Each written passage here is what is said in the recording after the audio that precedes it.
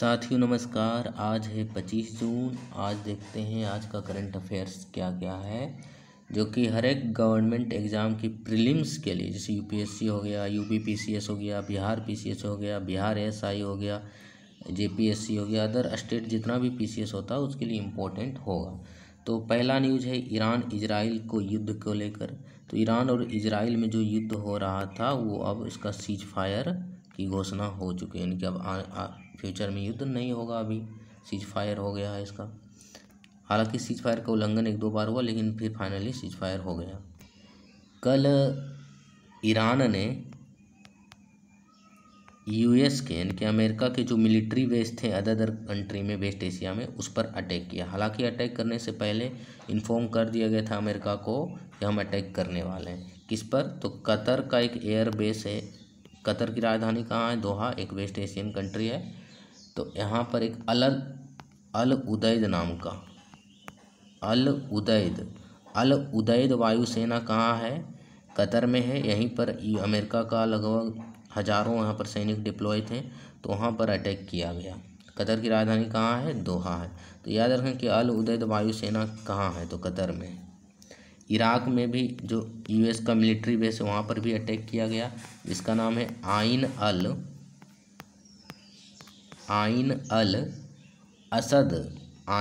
असद सैन्य अड्डा कहाँ है? अमेरिका का यहाँ पर बनाया गया है इराक की राजधानी कहाँ है? बगदाद। यहाँ पर भी अटैक किया गया। तो ये न्यूज़ था। और कल ही चर्चा किए थे कि ईरान इजराइल युद्ध के क्या कारण है, क्या परिणाम हो सकते हैं। अगला इम्पोर्टेंट न्यूज़ है राष्ट्रीय आपातकाल के बारे में। राष्ट्रीय आपातकाल, नेशनल इमरजेंसी। आज ही के दिन 50 साल पहले 25 जून 1975 को इंदिरा गांधी सरकार के द्वारा राष्ट्रीय आपातकाल की घोषणा की गई थी, मिडनाइट, लगभग 11:30 बजे रात को। और ये लगभग 21 महीने चला। कितना? 21 महीने। तो राष्ट्रीय आपातकाल ये सबसे लंबा पीरियड तक चला था। यदि क्वेश्चन पूछा जाए कि कौन सा भारत संविधान का कौन सा अनुच्छेद राष्ट्रीय आपातकाल, नेशनल इमरजेंसी से संबंधित है, तो ये इम्पोर्टेंट हो जाता है अनुच्छेद 352। अनुच्छेद 352 राष्ट्रीय आपातकाल से संबंधित है। और भारत में अब तक कितनी बार राष्ट्रीय आपातकाल लगाया जा चुका है, ये भी पूछा जा सकता है। तो 3 बार। ये सब प्रीलिम्स में छपने वाला है फैक्ट। भारत में अब तक 3 बार नेशनल इमरजेंसी लगाए जा चुके हैं। कब कब? एक भारत चीन युद्ध हुआ था 1962 में लगाया गया था। भारत पाकिस्तान युद्ध हुआ था 1971 में लगाया गया था। और नेशनल डिस्टर्बेंस जिसका कारण बताया गया इंदिरा गांधी सरकार के द्वारा 1975 में लगाया गया था। और जो 1975 में लगाया गया था वो 21 महीने रहा, और उसको फाइनली अंत किया गया था 21 मार्च 1977 को। जो 1975 में इंदिरा गांधी सरकार के द्वारा आपातकाल लगाया गया इमरजेंसी,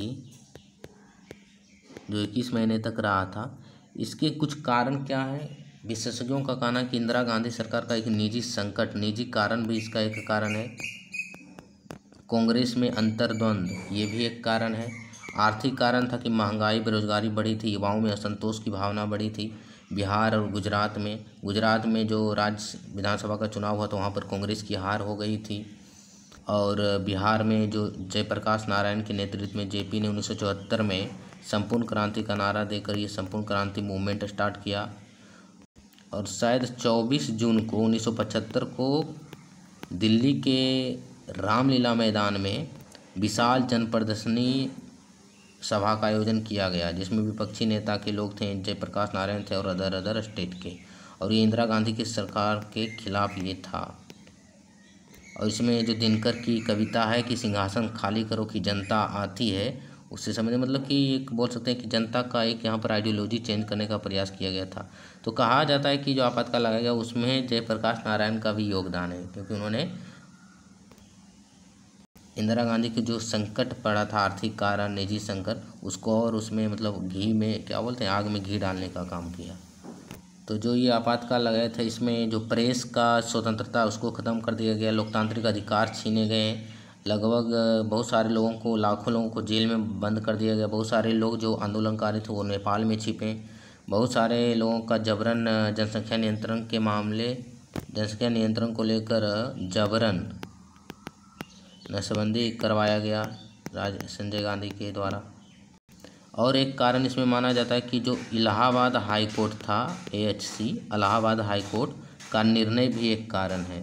हुआ यूँ 1971 के लोकसभा चुनाव में जब इंडो पाकिस्तान युद्ध हुआ था तो महंगाई भी बढ़ गई थी भारत में। उस समय युद्ध के कारण क्या होती है, महंगाई बढ़ती है। तो उसमें एक राजनारायण है समाजवादी नेता, जो कि इंदिरा गांधी का एक सीट है रायबरेली, वहाँ से चुनाव लड़े थे। वहाँ पर राजनारायण हार गए थे, इंदिरा गांधी जीत गई थी। राजनारायण ने इसको चुनौती दिया इलाहाबाद हाई कोर्ट में कि इंदिरा गांधी जो है वो अपने क्षेत्र से धोखाधड़ी से चुनाव जीती है, सरकारी मशीनरियों का दुरुपयोग किया है, भ्रष्ट तंत्रों का शराब बांटा है, कंबल बांटा, इसलिए उन्होंने जीत हासिल की। तो ये जब फैसला आया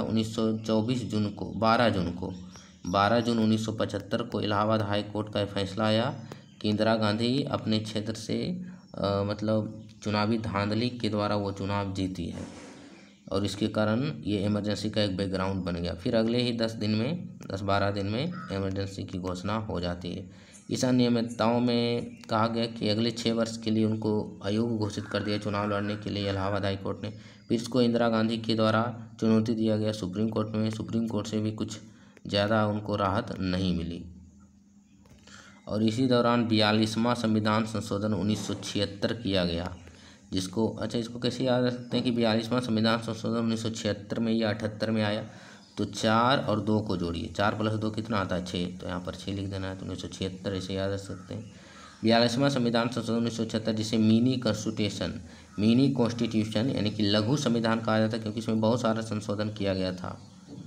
न्यायपालिका के अधिकार की जो समीक्षा का अधिकार उसको कम किया गया, लोकतांत्रिक अधिकार को कम किया गया, और बहुत सारे प्रेस की स्वतंत्रता को हनन, और एक दलीय लोकतांत्रिक व्यवस्था का मार्ग प्रशस्त किया गया था इसी के दौरान, इमरजेंसी के दौरान ही। तो कहा जा रहा था कि अगली बार यदि इंदिरा गांधी की सरकार बनती तो जो लोकतंत्रात्मक व्यवस्था है बहुदलीय, वो एक दलीय हो जाएगा, न्यायपालिका के अधिकार सीमित हो जाएंगे, लोकतांत्रिक अधिकार कम हो जाएंगे, ऐसा कहना है, कुछ विचारकों का ऐसा कहना है। भारत का पहला व्यापक घरेलू आय सर्वेक्षण होगा 2026 में। भारत का हाउस होल्ड सर्वे, घरेलू आय का सर्वे किया जाएगा 2026 में, किसके द्वारा, MOSPI यानी कि ministry of statistics and programme implementation के द्वारा 2026 में करवाया जाएगा भारत में पहली बार सर्वे। अगला है convex exercise 3। Conv exercise 3 exercise क्या है, ये IAEA मतलब इंटरनेशनल एटॉमिक एनर्जी एजेंसी, और साथ ही साथ रोमानिया मिलकर, रोमानिया के पार्टनरशिप से ये एक्सरसाइज कंडक्ट होगा, और ये largest international nuclear emergency exercise होगा। इससे देखा जाएगा कि जो न्यूक्लियर वेपन वगैरह, ये युद्ध वगैरह होता है, ये रेडियोलॉजी विकिरण निकलता है, तो इसका रेडीनेस तैयारी पहले कैसे किया जाए, तो ये इसका उद्देश्य है। तो किसके द्वारा ये लॉन्च किया गया, ये पूछा जा सकता है पीटी में। उद्देश्य क्या है, नाव्या प्रोग्राम।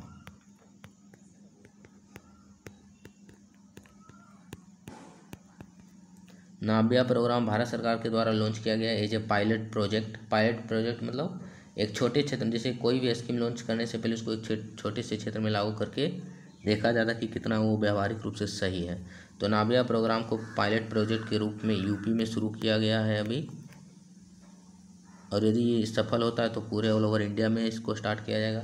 इसका उद्देश्य है एडोलेसेंट जो गर्ल है, वयस्क लड़कियां, उसको स्किल प्रोवाइड करना, उसको कौशल शिक्षा प्रदान करना। 16 से 18 वर्ष की लड़कियों को इसमें शामिल किया जाएगा, वोकेशनल ट्रेनिंग दिया जाएगा। TOT प्रोग्राम, TOT मतलब ट्रेनिंग ऑफ ट्रेनर प्रोग्राम किससे संबंधित है, पंचायती राज मंत्रालय से। Ministry of Panchayati Raj MOPR मतलब मिनिस्ट्री ऑफ पंचायती राज और IIM अहमदाबाद ने मिलकर, उसके साथ मिलकर ये देखा जाएगा कि पंचायत अपना रेवेन्यू कैसे जनरेट कर सकते हैं, अपना खुद का राजस्व कैसे जनरेट कर सकते हैं। अगला है अम्बुबाची मेला, अम्बुबाची मेला 2025। तो ये अम्बुबाची मेला प्रत्येक साल लगता है कहाँ पर? कामाख्या मंदिर, जो असम के गुवाहाटी में है, वहाँ पर कामाख्या मंदिर में। तो कामाख्या मंदिर किस पहाड़ी पर है? तो नीलाचल पहाड़ी के नज़दीक है। नीलाचल पहाड़ी असम में, नीलाचल हिल के पास। श्री नारायण गुरु कौन थे? तो श्री नारायण गुरु किस राज्य से संबंधित हैं? तो श्री नारायण गुरु सामाजिक सुधारक हैं, दार्शनिक हैं, संत हैं, केरल राज्य से संबंधित हैं। इन्होंने स्वतंत्रता आंदोलन में भी महत्वपूर्ण भूमिका निभाई। अगला है, दुनिया का पूछा जाए, अभी न्यूज में था ये, दुनिया का सबसे महंगा विमान, नाम है इसका B-2 stealth bomber, B-2 stealth bomber. इसी के द्वारा तो GBU-57 बॉम्ब को, बंकर बस्टर बॉम्ब को बरसाया गया ईरान के जो परमाणु संयंत्र है नतांज में, फोर्डो में, इस्फहान में, अमेरिका के द्वारा। तो B-2 स्टेल्थ इसका $2.1 बिलियन कॉस्ट है, सबसे महंगा विमान है। स्टील्थ मतलब क्या होता है? वैसा विमान जिसको ना तो रडार के द्वारा ट्रेस किया जा सकता है, ना तो सोनार के द्वारा, यानी कि अदर युक्ति के द्वारा इसको पता नहीं लगाया जा सकता कि किधर से आ रहा है, ट्रेस करना मुश्किल है। और ये अंडरग्राउंड जो संयंत्र है, फोर्टिफाइड संयंत्र है, उसको भी ध्वस्त कर सकता है नीचे जाकर। 13,600 किलो के कई बंकर बस्टर बम इससे गिराए जा सकते हैं। रडार से बचने का इसमें विशेषता है। तो ये याद रखना है, B-2 स्टेल्थ बॉम्बर दुनिया का सबसे महंगा है। $2.1 बिलियन इसका कॉस्ट है, बिलियन, $2.1 बिलियन। अगला है नेशनल इन्वेस्टिगेशन एजेंसी, जो कि एक एपेक्स बॉडी है भारत का, जो टेररिज्म, आतंकवाद से संबंधित गतिविधियों की जांच करता है। नेशनल, NIA हमेशा न्यूज में रहता है तो पूछा जा सकता है PT में। तो NIA क्या है? नेशनल इन्वेस्टिगेशन एजेंसी है। ये कब बनाया गया था? ये स्टैट्यूटरी बॉडी है। क्या है? विधिक निकाय है। विधिक निकाय किसको बोलते हैं? स्टैट्यूटरी बॉडी या सांविधिक निकाय, विधिक निकाय। वैसा निकाय जिसकी स्थापना पार्लियामेंट के किसी लॉ के थ्रू, किसी कानून बनाकर हुआ है। तो ये कब बनाया गया था? 26/11 जो मुंबई हमला हुआ था 2008 में, तभी ये बनाया गया था। 26/11 हमले के बाद परिणाम स्वरूप 2008 में इसका गठन हुआ।